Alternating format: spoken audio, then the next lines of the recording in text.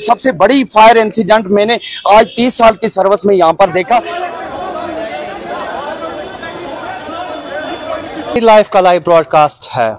इस टाइम पे हम शहर खास के बोरी कदल एरिया में हैं और मैं उसी एक हिस्टोरिकल उसी तवारीखी मस्जिद जिसे बाज़र मस्जिद के नाम से जाना जाता है, और आज जैसे हर जगह पे नमाज फजर हुई, यहाँ पर फजर नहीं हुई। आप जैसे देख सकते हैं यहाँ पर जो कल एक मैसिव ब्लेज, एक मैसिव आग लगी, यहाँ पर किस तरीके की हालत हुई मैं आपको दिखा दूं। ये मनाजर ये जो है यहाँ पर आप जैसे देखते हैं, इसके गिरदनवा इलाके जो है इस मैसिव ब्लेज में काफी ज्यादा जो है मकान जो है खाकसर हुआ है, प्रॉपर्टीज जो है डैमेज हुई है, दुकानों का नुकसान हुआ है। बताया ये जाता है इस मस्जिद में मौलाना मुबारक पूरी साहब ने जो है आगाज किया था वाज़ो तबलीग का, और शहरी खास में इस्लामी तरबियत के हवाले से इस मस्जिद की काफी ज्यादा बड़ी सिग्निफिकेंस थी। अभी जो है डाउजिंग ऑपरेशन जो है अभी मुकम्मल नहीं हुआ है।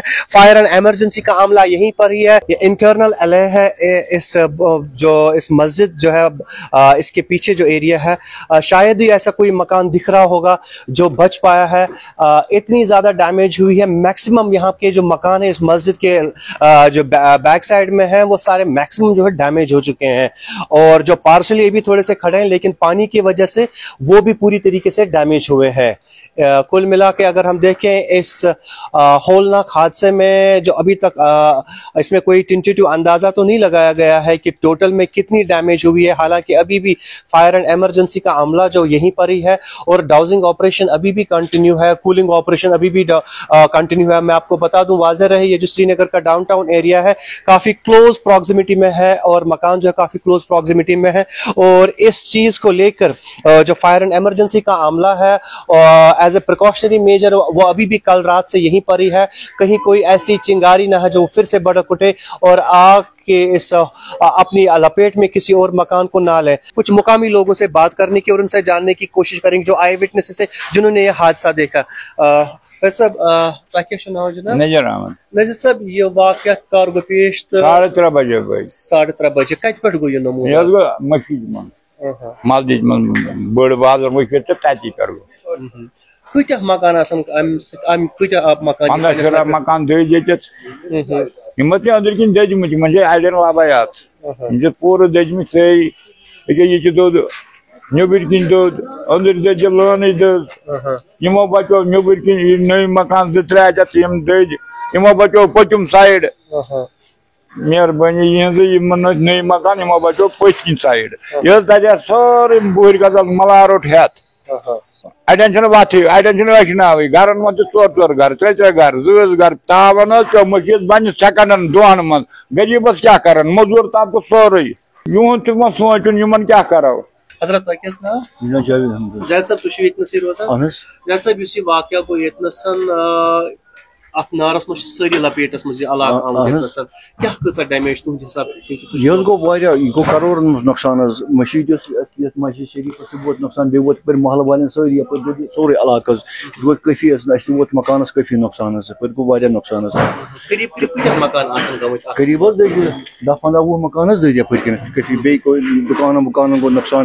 मस्जिद शरीफ गई बिल्कुल शहीद टोटली गई मस्जिद शरीफ शहीद। क्या कुछ कैसे ऑपरेशन रहा, मेरे साथ बात करने के लिए डीएफओ सिटी नूर आलम साहब, उनसे ही बात करते हैं। ये बताइए आलम साहब, ये ऑपरेशन कब स्टार्ट हुआ और किस तरीके की इतलात कब आपको मिले? जी 3:50 पे हमारे कंट्रोल रूम को पहली कॉल आई कि इस तरह बोरी कदल मस्जिद शरीफ में आग लगी हुई है। तो नियर बाई हमारा स्टेशन यहाँ पर है बाब डैम, और साथ साथ में महाराजगंज की गाड़ी जो ऐसे पुरा में बिल्डिंग में रहती है, और सफा कदल 3 स्टेशन निकाले, और हेडक्वार्टर से हम 4 गाड़ियां लेकर मैं खुद जो मैं फतेह कदल ब्रिज क्रॉस किया तो आग के शोले बहुत नजर आ रहे थे। तो मैंने कंट्रोल रूम को बोला सिटी से और 5-6 गाड़ियां मंगाओ। जब हम यहाँ पहुंचे तो आग इतनी शदीद फैल चुकी थी, सिलेंडर ब्लास्ट हो रहे थे।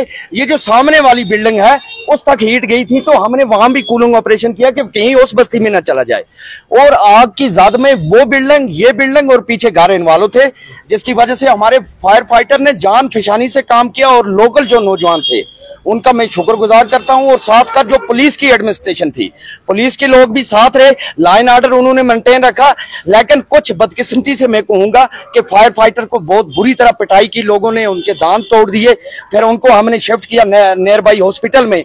लेकिन लोगों से ये गुजारिश करते हैं कि जब कहीं भी आग लगे कम से कम फायर ब्रिगेड को आप तावन पेश करें। वो हमारी कोशिश होती है कि जो बिल्डिंग इन्वॉल्व है ताकि दूसरी बिल्डिंग में आग ना फैले। गैस सिलेंडर इतने बड़े थे, इस कदर ब्लास्ट हो रहे थे कि सब पूरा जो बस्ती थी सब इन्वॉल्व हो चुकी थी। उसमें हमारी 10 गाड़ियां लगभग आधे घंटे में काम करना स्टार्ट किया। और उसके अलावा 6 फायर पंप हमने ये जो गार्ड कोचा है उसके पास लगाए और 2 फायर पंप हमने बाप डैम के उस डैम में लगाए। पानी का सोर्स जितना हमें आता रहा उसी की बदौलत हम पीछे वाली बस्ती को बचा पाए। और सिटी की लगभग 22 फायर टेंडर हमने मजीद बुलाई। और साथ में हमारी जो ब्रोंटो स्काई लिफ्ट बड़ी गाड़ी सीढ़ी वाली होती है, बदकिस्मती से उसको साइड नहीं मिली। जब वो आई तो रास्ते पूरे ब्लॉक थे, तो उसको आने में देर होगी क्योंकि वो सफा कदल से आई, फिर उसने फिर वो रूट चेंज किया, फिर दूसरे रूट से आई। तो उस जब लास्ट बिल्डिंग में आग पहुंच चुकी थी तो वहां से हमने कंट्रोल कर पाए। शुक्र अल्हम्दुलिल्लाह जो पीछे वाली बस्ती है वहां भी आग को रोक पाए हम, नौजवानों की मदद से, पुलिस की मदद से जिन्होंने लाइन ऑर्डर मेंटेन किया। और साथ साथ में जो हमारे फायर फाइटर हैं, आप उनकी हालत देखो, कितने लोग हमारे हॉस्पिटल में हैं इस वक्त जिनकी हालत बहुत क्रिटिकल है। और साथ साथ में रात भर ये ऑपरेशन चलता रहा, लगभग 8 घंटे। ये सबसे बड़ी फायर इंसिडेंट मैंने आज 30 साल की सर्विस में यहाँ पर देखा। और इसका सबसे बड़ा कारण यही था। मैं लोगों से अपील करूंगा कि ये जो गैस का सिलेंडर है ये कभी भी घरों के अंदर, चाहे कमर्शियल बिल्डिंग है उसके अंदर ना रखें। घर के अंदर भी अगर गैस आपको लेना है फिटेड पाइप के जरिए सिलेंडर बाहर रखें।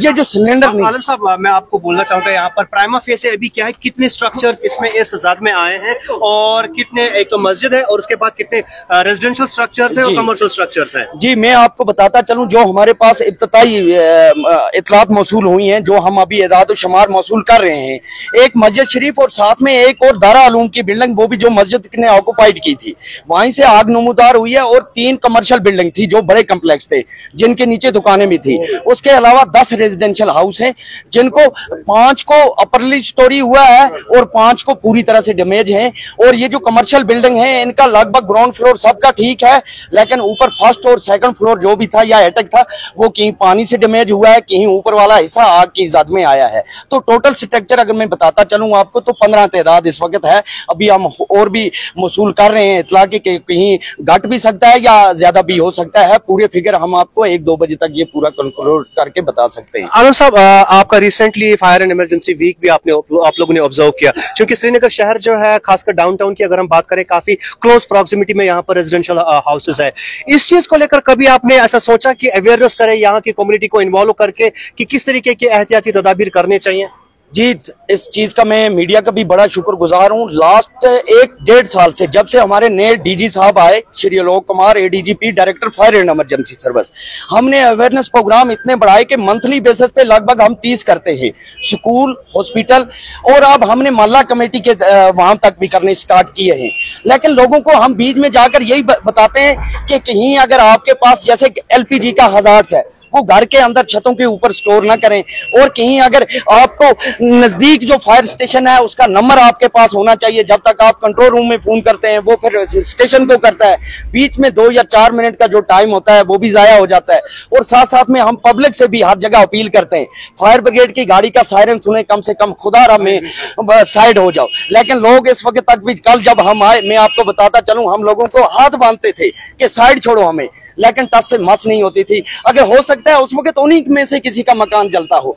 कम से कम लोगों को ये चाहिए कि फायर ब्रिगेड की गाड़ी या एम्बुलेंस जहां भी सायरन सुने उसको जल्दी से साइड छोड़ दें। ऐसा ना कि कहीं अगर कोई जानी नुकसान अगर होता तो हमें और भी ज्यादा दुख होते। हम अल्लाह का शुक्र अदा करते हैं कि जानी नुकसान नहीं हुआ, लेकिन जो माली नुकसान है वो काफी ज्यादा है। हमने भी बरहक काफी कोशिश की, लोग सामने हैं कि हमारे जवानों की क्या हालत हुई। इंजरीज कितनी है आलम साहब अभी तक टोटल में सिविलियंस को लेकर आपके के अमले को लेकर? सिविलियन 6 हैं लगभग, और हमारे भी लगभग 7 से 8 फायरमैन हो सकते हैं, जिनकी 2 की हालत ज्यादा खराब है, तो बाकी लोग माइनर इंजरी वो होती रहती है। लेकिन जान फशानी से काम करके हम इस चीज को बड़ा अपनी खुशकिस्मती समझते हैं कि जो पीछे वाला जो बस्ती थी उसको हमने आग को कट किया। अगर वो कट नहीं होती तो और मजीद 10-15 मकान जद में आ सकते थे। ये मुझे बताइए, जो क्रिटिकल बोल रहे हैं, ये आपके डिपार्टमेंट के 2 लोग हैं? जी हाँ, 2 लोग अभी उनकी हॉस्पिटल अंडर हॉस्पिटलाइजेशन? जी, अंडर हॉस्पिटल है, हमारे डॉक्टर साहब साथ हैं उनके, तो उनका ट्रीटमेंट चल रहा है। मुझे ये बताइए, आने वाले वक्त में आपको क्या लगता है कि खासकर शहरी खास को लेकर किस तरीके की जो है अवेयरनेस करने की जरूरत है, ताकि ऐसे होलनाक हादसा और मुस्तकबिल में रोनमा ना हो?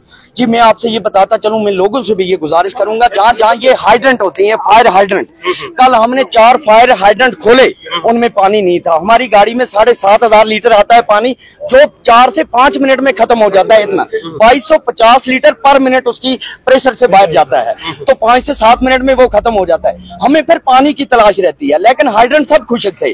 फिर हम दरिया पर इंजन लेते हैं, वहां से आने में लेने में बड़ी दिक्कत है। जहाँ जहाँ कहीं भी ये हाइड्रेंट पॉइंट हैं, वो PHE से एडमिनिस्ट्रेशन से मिलके उसको ठीक करवा लें, और जो जहां कहीं भी अगर आग लगती है, कम से कम नजदीक जो फायर स्टेशन है उसका नंबर हर घर में होना चाहिए, हर दुकान में होना चाहिए।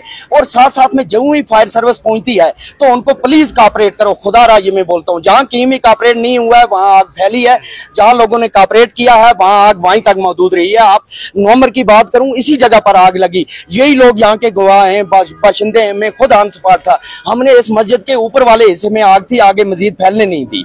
लेकिन कल ज्यादा बीच में जो नौजवान कुछ ऐसे पता नहीं बाहर के थे, मैं नहीं कहूंगा कि यहाँ के थे, जिन्होंने उल्टी पाइपें भी डाल दी, उसकी वजह से भी हमारा टाइम वेस्ट हो गया। आखिरी सवाल मैं उनसे जानना चाहूंगा, प्राइमा फेस क्या है आलम साहब की, ये आग की किस तरीके से नमूदार हो सकती है? इज इट शॉर्ट सर्किट या मतलब प्राइमा फेस क्या ऑब्जर्वेशन है अभी तक? जी, ये जो दारा उलूम था इसके अंदर इनका मैस वगैरह भी था, सुनने में आया है। अभी इन्वेस्टिगेशन पुलिस भी कर रही है, हम भी अपने तरीके से कर रहे हैं। लेकिन आग जो जाहिर हुई है तो इसी बिल्डिंग से जाहिर हुई है। जब गैस सिलेंडर ब्लास्ट हुए, उन्होंने दाएं जितनी भी ये अपनी और बिल्डिंग थी और वो उसकी जद में आ गई। जब एक जगह से दूसरी जगह आग फैलती है, लकड़ी के मकान, लकड़ी की छत होती है, तो उसमें इतनी हीट हो जाती है, और गर्मी का मौसम है, तो आप लोगों से पूछ सकते हैं कि यहाँ हीट इतनी दूर थी कि रोड के उस पार भी बिल्डिंग इन्वॉल्व थी। बहुत बहुत शुक्रिया। तो ये थे, जैसे उन्होंने कहा कि अभी जो इन्वेस्टिगेशन है इस केस को लेकर वो जारी है, पुलिस की तरफ से भी और इनकी तरफ से भी। वहीं पर एक इंपॉर्टेंट बात, जहां पर जो इंतजामिया के बुलंदबाग दावे हैं स्मार्ट सिटी के हवाले से, हाइड्रेंट जो एक पॉइंट्स होते हैं पानी के लिए, वो ड्राई थे। वो लोगों का कहना है कि वहीं पर बुलंदबाग दावे किए जाते हैं, शहरी खास को जो है ब्यूटीफाई किया जाएगा, स्मार्ट किया जाएगा, लेकिन ऐसी स्मार्टनेस कहां पर जहां पर ऐसे हाइड्रेंट पॉइंट्स बिल्कुल से खुशी हो। मजीद मालूमात और अपडेट्स के लिए आप देखते रहिए कश्मीर लाइव।